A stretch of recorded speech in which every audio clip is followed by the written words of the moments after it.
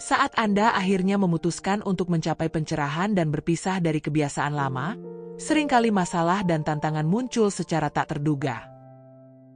Mungkin Anda berusaha sebaik mungkin untuk menjadi versi baru dari diri Anda, menjauhkan diri dari hal-hal dan orang-orang yang tidak membawa kebaikan. Namun, bayangan gelap tidak pernah meninggalkan Anda. Kecerahan Anda adalah mercusuar cahaya di dunia yang penuh dengan kegelapan. Namun, dengan kecerahan ini datanglah kesadaran yang mendalam, yaitu kehadiran Anda mengganggu keseimbangan kegelapan. Iri hati, sabotase, dan perlawanan datang mengancam untuk meredupkan cahaya Anda. Dalam video ini, kita akan menjelajahi tanda-tanda bahwa Anda sebagai jiwa yang terpilih telah mengganggu kekuatan jahat dan juga dipersiapkan untuk terobosan besar. Tanda pertama, iri hati dan kecemburuan. Iri hati dan kecemburuan seringkali muncul dalam kehidupan jiwa yang terpilih, menyinggung mereka yang hidup dalam bayang-bayang. Saat cahaya ini memancar ke tempat yang semestinya, kesuksesan dan kebahagiaan mereka menjadi mercusuar inspirasi, menerangi jalan bagi orang lain. Namun, meskipun kesuksesan mereka bersinar terang, ada rasa iri yang terus mendidih, dan kecemburuan meracuni mereka yang tidak mampu mewujudkan kesuksesan apapun. Orang lain mungkin memandang jiwa yang terpilih dengan campuran kekaguman dan kebencian, mendambakan cahaya yang tampaknya terpancar dengan mudah dari diri mereka. Mereka mungkin terjebak dalam perbandingan karena rasa tidak aman mereka sendiri, yang kemudian diperbesar oleh kehadiran cahaya yang begitu cemerlang. Dalam benak mereka yang kelam, mereka merasakan ketidakmampuan dan kebencian, menimbulkan rasa iri hati yang mengancam untuk menggelapkan cahaya itu. Dampak dari iri hati dan kecemburuan melampaui sekadar tatapan penuh iri atau keluhan. Rasa iri ini merembes ke dalam hubungan, meracuni ikatan yang menghubungkan individu dalam perjalanan bersama. Di mana sebelumnya ada persahabatan dan dukungan, sekarang ada rasa ketidakpercayaan dan kebencian yang semakin membesar seiring berjalannya waktu. Interaksi menjadi penuh ketegangan, diselimuti senyum palsu dan komentar yang hampa. Di bawah permukaan, iri hati bersembunyi seperti predator, menunggu untuk menyerang ketika ada tanda-tanda kerentanan atau kesuksesan apapun. Setiap pencapaian, tidak peduli seberapa kecil, menjadi target pengawasan dan ejekan, saat orang yang iri hati berusaha untuk meredupkan cahaya yang bersinar begitu terang di depan mereka. Di tengah kegelapan, selalu ada secercah harapan. Jiwa yang terpilih memiliki ketahanan yang lahir dari kekuatan dan tujuan batin mereka. Mereka memahami bahwa iri hati hanyalah cerminan dari rasa tidak aman yang mengganggu hati orang lain, dan mereka memilih untuk meresponnya dengan belas kasih daripada dengan penghinaan. Di hadapan iri hati dan kecemburuan, jiwa yang terpilih berdiri teguh, tidak tergoyahkan dalam komitmen mereka untuk menerangi dunia dengan cahaya mereka. Meskipun bayangan mungkin semakin kuat, dan bisikan iri hati mungkin semakin keras, mereka tetap konsisten dalam keyakinan mereka, bahwa cinta dan kebaikan akan selalu menang atas kegelapan.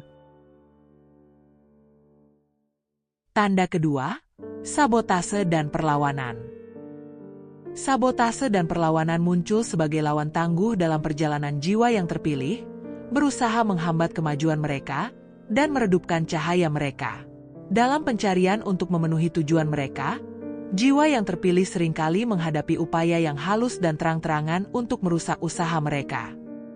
Sabotase dan perlawanan bisa muncul dalam berbagai bentuk, mulai dari manipulasi halus hingga tindakan agresif terang-terangan. Dalam manipulasi halus, jiwa yang terpilih mungkin menemukan diri mereka secara halus dimanipulasi oleh mereka yang merasa terancam oleh pertumbuhan mereka.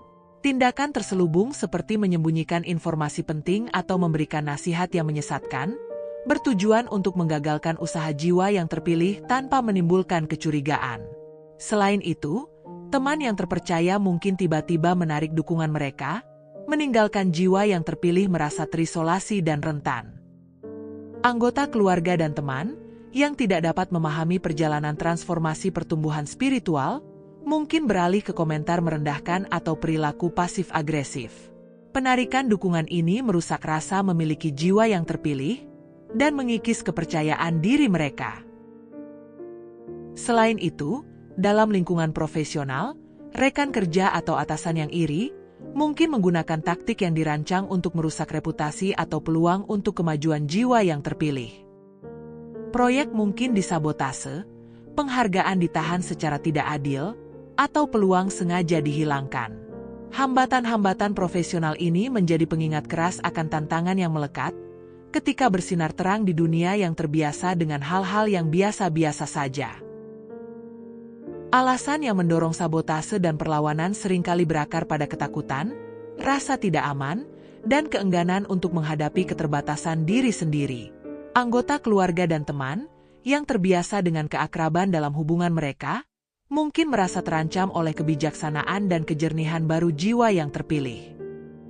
Karena tidak dapat menerima perubahan dalam diri orang yang mereka cintai, mereka mungkin beralih untuk melabeli jiwa yang terpilih sebagai orang aneh atau tidak dapat dikenali, dan tetap berpegang pada keamanan yang dikenal, bahkan saat jiwa yang terpilih sudah mengatasi pola dan keterbatasan lama. Dampak dari perlawanan semacam itu bisa sangat mendalam, menimbulkan bayangan di jalan jiwa yang terpilih, dan tertanam benih keraguan di dalam hati mereka. Meskipun tantangan yang ditimbulkan oleh sabotase dan perlawanan, jiwa yang terpilih tetap teguh dalam mengejar kebenaran dan pencerahan. Dengan setiap rintangan yang diatasi, tekad mereka semakin kuat, dan cahaya mereka semakin bersinar terang, karena mereka memahami bahwa kemajuan sejati seringkali membutuhkan penjelajahan melalui kegelapan, sehingga dapat muncul lebih kuat dan lebih bersinar.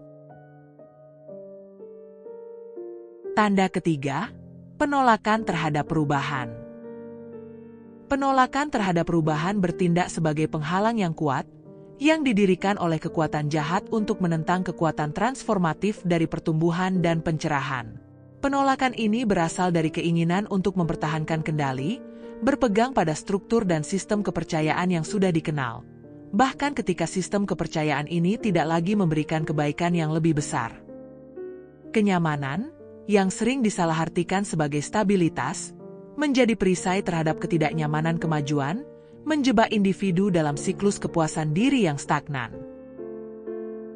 Namun, jiwa yang terpilih memahami bahwa pertumbuhan sejati membutuhkan keberanian untuk melangkah keluar dari zona nyaman, menjadikan ketidaknyamanan sebagai katalisator untuk evolusi dan peningkatan diri. Tantangan dalam menghadapi struktur kekuasaan dan sistem kepercayaan yang ada menjadi ujian berat bagi jiwa yang terpilih saat mereka menghadapi lanskap yang penuh dengan perlawanan dan penolakan. Anggota keluarga dan teman-teman yang terjebak dalam zona nyaman mereka sendiri mungkin merasa terancam oleh evolusi yang dialami oleh jiwa yang terpilih, melihatnya sebagai ancaman terhadap status quo.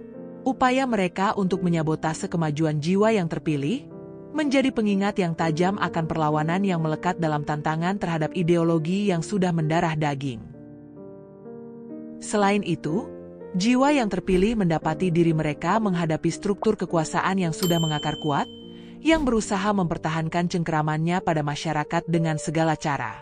Sistem penindasan yang terinstitusionalisasi, dipupuk oleh tradisi dan inersia selama berabad-abad, terbukti sulit diubah, menciptakan bayangan panjang di atas jalan menuju kemajuan. Namun, jiwa yang terpilih menolak untuk terhalang oleh rintangan-rintangan ini, menyadari bahwa pencarian kebenaran dan keadilan menuntut keberanian dalam menghadapi kesulitan. Seiring jiwa yang terpilih terus menantang status quo, mereka mewujudkan semangat ketahanan dan tekad, terus maju meski menghadapi hambatan yang sangat besar. Dengan setiap langkah maju, mereka sedikit demi sedikit meruntuhkan fondasi penindasan dan kebodohan, membuka jalan menuju masa depan yang lebih cerah dan lebih adil. Meskipun jalan di depan penuh dengan tantangan, jiwa yang terpilih tetap teguh dalam komitmen mereka untuk membawa era pencerahan dan transformasi. Tanda keempat, provokasi dan konflik. Provokasi dan konflik datang sebagai senjata ampuh yang digunakan oleh kekuatan jahat dalam upaya mereka yang tak kenal lelah untuk mengurangi pengaruh jiwa yang terpilih. Taktik-taktik licik ini bertujuan menanamkan benih perpecahan dan keraguan, mengguncang tekad jiwa yang terpilih, dan merusak dampak mereka di dunia. Provokasi dan konflik seringkali muncul dalam bentuk-bentuk halus namun berbahaya, yang dirancang untuk menghancurkan rasa diri jiwa yang terpilih dan menimbulkan perpecahan di dalam komunitas mereka. Serangan verbal yang menyamar sebagai kritik membangun atau kepedulian, bertujuan untuk merusak kepercayaan diri dan mencemarkan reputasi jiwa yang terpilih. Tuduhan palsu dan rumor yang disebarkan dengan niat jahat, berupaya mengikis kepercayaan dan menanamkan keraguan di antara para pengikutnya. Selain itu, kekuatan jahat mungkin menggunakan cara-cara agresi yang lebih terbuka, berusaha memprovokasi jiwa yang terpilih untuk bertindak reaktif, atau terlibat dalam konflik yang sia-sia. Konfrontasi-konfrontasi ini bertujuan untuk mengalihkan perhatian jiwa yang terpilih dari tujuan mulia mereka, mengarahkan energi mereka ke arah upaya-upaya yang tidak berguna, dan menguras cadangan emosional mereka. Jiwa yang terpilih harus bisa membedakan antara kritik yang membangun dan serangan yang bermaksud jahat. Memilih untuk hanya berinteraksi dengan mereka yang menunjukkan kesediaan tulus untuk mendengarkan dan belajar. Dan kemudian berbicara kepada mereka yang terbuka terhadap perubahan dan peningkatan, memastikan bahwa pesan jiwa yang terpilih menyentuh hati mereka yang siap untuk tumbuh. Sementara mengabaikan yang lainnya akan melindungi mereka dari konflik dan negativitas yang tidak perlu. Penting bagi jiwa yang terpilih untuk menjaga keseimbangan emosional di tengah provokasi dan konflik. Dengan mengembangkan kesadaran diri dan kewaspadaan, jiwa yang terpilih dapat merespons situasi yang menantang dengan kejernihan dan ketenangan, bukan bereaksi impulsif karena kemarahan atau frustrasi. Mengingatkan diri akan tujuan yang lebih tinggi, dan dampak dari tindakan mereka dapat membantu jiwa yang terpilih tetap membumi di saat-saat konflik. Dengan tetap fokus pada kebaikan yang lebih besar, jiwa yang terpilih dapat mengatasi perselisihan kecil dan mempertahankan fokus mereka pada upaya perubahan positif di dunia. Mengelilingi diri dengan komunitas pendukung yang terdiri dari individu-individu yang berpikiran sama, dapat memberikan jiwa yang terpilih kekuatan dan dorongan yang mereka butuhkan untuk menghadapi badai konflik. Mencari nasihat dari mentor dan sekutu yang dipercaya, dapat memberikan perspektif dan bimbingan yang berharga dalam menghadapi situasi yang menantang.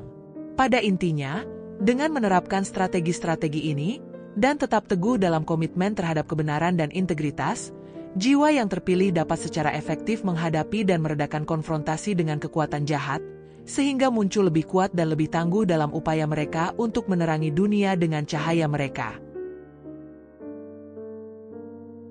Tanda kelima, pengawasan dan pemantauan yang terus-menerus. Pengawasan dan pemantauan yang terus-menerus berfungsi sebagai cara licik yang digunakan oleh kekuatan jahat, dalam upaya mereka yang tak kenal lelah untuk mengendalikan dan memanipulasi jiwa yang terpilih. Metode-metode ini, mulai dari pemantauan yang mengganggu hingga pengawasan yang menyeluruh, dirancang dengan cermat untuk mengikis rasa kebebasan dan otonomi jiwa yang terpilih yang berani bersinar terang di dunia yang diliputi kegelapan. Metode yang digunakan oleh kekuatan jahat untuk memegang kendali melalui pengawasan dan pemantauan sangat beragam dan sangat canggih. Salah satu taktik yang sering digunakan adalah pemantauan invasif terhadap komunikasi digital dan aktivitas online, memanfaatkan kerentanan dalam teknologi untuk melacak dan memantau setiap gerakan jiwa yang terpilih. Pengawasan digital ini meluas ke platform media sosial, digunakan sebagai senjata untuk memantau dan memanipulasi interaksi online jiwa yang terpilih. Selain itu, pengawasan fisik oleh agen rahasia merupakan strategi lain yang umum digunakan untuk menjaga agar jiwa yang terpilih tetap berada di bawah pengawasan. Penyelidik yang disewa oleh entitas jahat mengintai dalam bayang-bayang, melacak pergerakan jiwa yang terpilih dan melaporkannya kepada penguasa jahat mereka. Pengawasan fisik ini melampaui sekadar observasi, seringkali melampaui batasan menjadi pelecehan dan intimidasi. Dalam beberapa kasus, jiwa yang terpilih mungkin mendapati diri mereka dikejar oleh paparazzi yang tak kenal lelah, seperti halnya atlet yang diburu oleh pers, yang berusaha mengeksploitasi setiap momen kerentanan untuk konsumsi publik. Pengawasan yang tak kenal lelah ini bertujuan untuk menghilangkan privasi dan martabat mereka, membuat jiwa yang terpilih merasa terekspos dan rentan terhadap manipulasi. Dampak pengawasan dan pemantauan yang terus-menerus terhadap rasa kebebasan dan otonomi jiwa yang terpilih sangat mendalam dan luas. Kehadiran pengawasan yang meluas, baik di ruang publik maupun pribadi, menciptakan suasana paranoia dan ketidakpercayaan yang meluas. Setiap kata yang diucapkan dan tindakan yang diambil diawasi dan dianalisis, membuat jiwa yang terpilih merasa seperti tahanan dalam kehidupan mereka sendiri. Pada akhirnya, pengawasan dan pemantauan yang terus-menerus merupakan senjata ampuh yang digunakan oleh kekuatan jahat untuk merampas kebebasan dan otonomi jiwa yang terpilih. Dengan memahami metode yang digunakan dan dampaknya, jiwa yang terpilih dapat lebih baik menghadapi tantangan ini dan muncul lebih kuat serta lebih tangguh dalam pencarian mereka akan kebenaran dan pencerahan. Tanda keenam, isolasi dan keterasingan. Isolasi dan keterasingan menyelimuti jiwa yang terpilih seperti kain yang berat, membuat mereka terombang-ambing dalam lautan kesepian di tengah arus deras perjalanan spiritual. Emosi yang mendalam ini, yang lahir dari ketakutan dan kesalahpahaman, menjauhkan mereka dari komunitas yang pernah mereka anggap sebagai rumah. Jiwa yang terpilih seringkali mendapati diri mereka bergulat dengan perasaan isolasi dan keterasingan yang luar biasa ketika mereka menjelajahi jalan berliku dari kebangkitan spiritual. Meskipun mereka berusaha sebaik mungkin untuk berbagi wawasan dan pengalaman mereka dengan orang-orang terdekat, tetapi mereka hanya disambut dengan tatapan kosong dan pandangan yang tidak percaya. Kata-kata mereka, yang dulunya menjadi sumber inspirasi dan bimbingan, kini hilang di tengah kebisingan keraguan dan ketidakpercayaan. Di malam yang sunyi, jiwa yang terpilih bergulat dengan perasaan kesepian yang mendalam, merindukan hubungan dan pemahaman di tengah dunia yang tampaknya bertekad untuk menyingkirkan mereka. Beratnya isolasi menekan mereka seperti beban yang berat, mengancam untuk menghancurkan semangat dan memadamkan nyala harapan dalam hati mereka. Ketakutan dan kesalahpahaman juga menjadi alasan kuat yang menjauhkan teman, keluarga, dan rekan kerja dari jiwa yang terpilih. Mereka yang terjebak dalam kenyamanan keakraban menarik diri saat melihat transformasi jiwa yang terpilih, memandangnya sebagai ancaman terhadap stabilitas hubungan dan kepastian keyakinan mereka. Anggota keluarga yang tidak dapat menerima perubahan juga menarik diri, membangun tembok keheningan dan ketidakpedulian untuk melindungi diri mereka dari kebenaran yang mengganggu, kebenaran yang diungkapkan oleh jiwa yang terpilih.